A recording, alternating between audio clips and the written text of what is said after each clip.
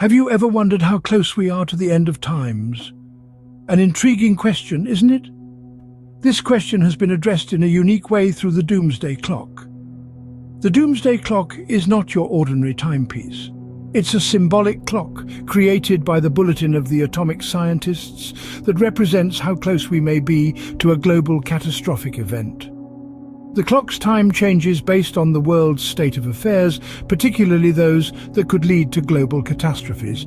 It's been set as far as 17 minutes to midnight back in 1991 and as close as 100 seconds to midnight in 2020.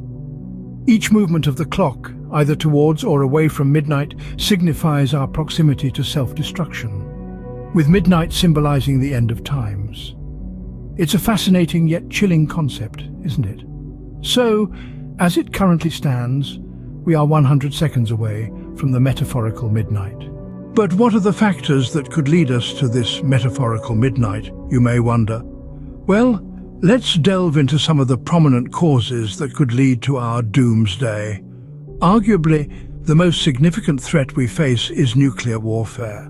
The mere existence of over 15,000 nuclear weapons worldwide is a sobering reality. With enough destructive power to wipe out life as we know it multiple times over, the potential for a nuclear winter is a chilling prospect. A single misstep, a single miscalculation, could trigger a cataclysmic chain of events that would render our planet uninhabitable. And then there's climate change.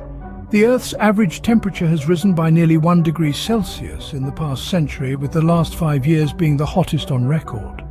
Rising seas, extreme weather events and shifts in ecosystems are not distant threats. They are happening here and now. The World Bank estimates that climate change could push more than 100 million people into extreme poverty by 2050. That's a future we cannot afford. Artificial intelligence, or AI, is another potential harbinger of doomsday. While AI has the potential to revolutionize our lives in positive ways, it also poses significant risks. Experts warn that advanced AI could lead to job loss on a massive scale, and in the wrong hands could be used for nefarious purposes.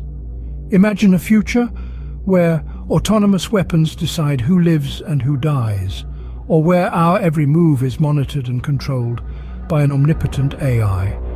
As you can see, these are not mere figments of our imagination or fodder for science fiction novels. These are tangible threats that we face today.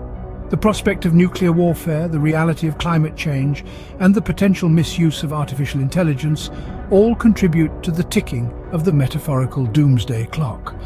As you can see, the threats are real and imminent. The question now is, what can we do about it? But that, dear listeners, is a topic for our next scene. But is there anything we can do to prevent this?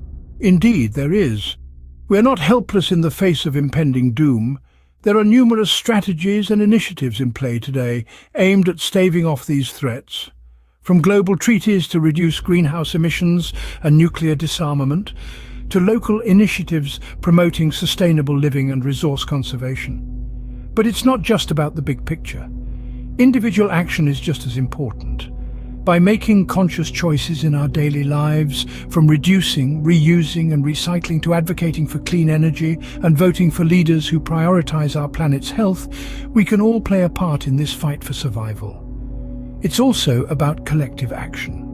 When communities, cities and countries come together, united in their efforts, the impact can be monumental. Remember, each of us holds a piece of the puzzle.